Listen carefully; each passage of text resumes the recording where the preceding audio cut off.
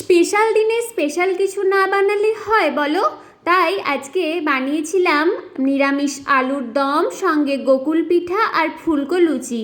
ছাড়ো তো এইসব মাছ মাংস ডিম, এই আয়োজনটা কবে রাখছো বলো তো? আলুর দমের জন্য প্রথমে এখানে মিক্সিতে আদা আর কাঁচা লঙ্কার একটা পেস্ট বানিয়ে নিয়েছি। আলুগুলো আমি আগে থেকে একটু সিদ্ধ করে নিয়েছি। এদিকে একটা মিক্সিং জারে 2 চামচ টক দই, 1 চামচ পোস্ত আর 5-6টা কাজু বাদামকে একটা পেস্ট বানিয়ে নিয়েছি। এদিকে কড়াইয়ে তেল দিয়ে আলুগুলোকে শুধুমাত্র নুন দিয়ে ভেজে নেবে, এখানে কোনো হলুদ ব্যবহার করবে না। কড়াইয়ে তেল দিয়ে তার মধ্যে গোটা গরম মশলা দিয়ে সেই আদা আর কাঁচা লঙ্কার পেস্টটা দিয়েছি। তারপর একটু নেড়ে তার মধ্যে দিয়েছি 1 চামচ ধনে গুঁড়ো, 1 চামচ জিরে গুঁড়ো। ভালো করে মশলাটাকে একটু নেড়ে নেবে। যখন দেখবে তেল ছাড়ছে তখন সেই কাজু বাদাম, পোস্ত আর টক দইয়ের পেস্টটা দিয়ে দেবে। এই টাইমে গ্যাসের ফ্লেমটা একটু লো লাগবে।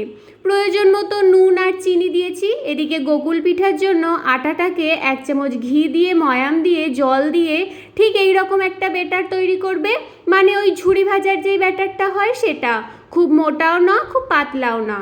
এদিকে আলুর দমের মশলাটা হয়ে গেলে তার মধ্যে ওই ভেজে রাখা আলুগুলোকে দিয়ে ভালো করে নেড়ে নিয়ে পরিমাণ মতো জল দিয়ে ঢাকা দিয়ে দেবে।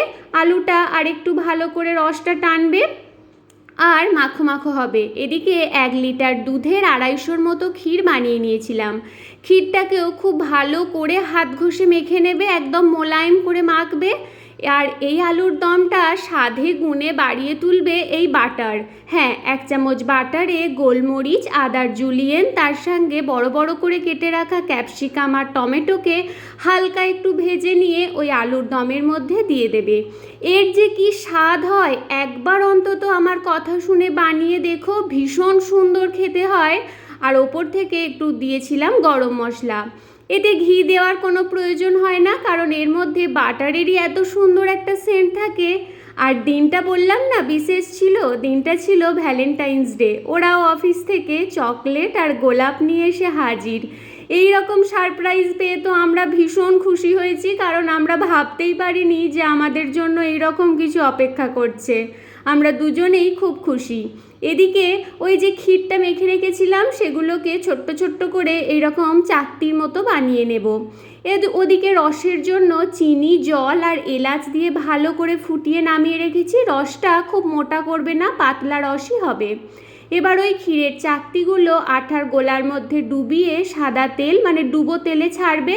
যারা নতুন প্রথমে একটা ছেড়ে দেখবে, যদি দেখো নরম হয়েছে তাহলে ঠিক আছে, যদি দেখো শক্ত তোমাদের তাহলে জল দিয়ে আটার গোলাটাকে আরেকটু পাতলা করবে।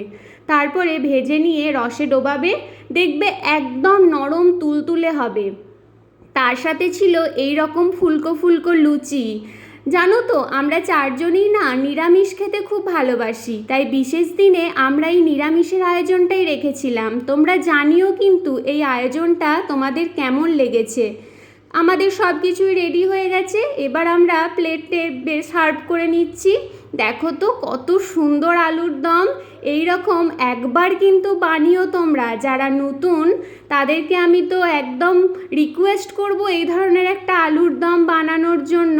আর কে কোথা থেকে দেখছো অবশ্যই আমাকে কমেন্টে জানিও, তাহলে আমি ভীষণ খুশি হব। আর সবাই পাশে থেকো। তো দেখো এবার সবাইকে সার্ভ করে দিলাম। সবাই কিন্তু খেয়ে ভীষণ তারিফ করেছে। বান্ধবীকে বললাম কেমন হয়েছে তুমি জানাও তো, ওর তো রিয়াকশনটা দেখো। তারপরে গোকুল পিঠা দিয়েছি। গোকুল পিঠা আমরা দুজনেই খুব পছন্দ করি। ওর তো খেয়ে এত ভালো লেগেছে তাই ওকে কিছুটা টিফিনে প্যাকও করে দিয়েছি। তো তোমরা অবশ্যই জানিও আজকের এইটা মেনুটা কেমন লাগে।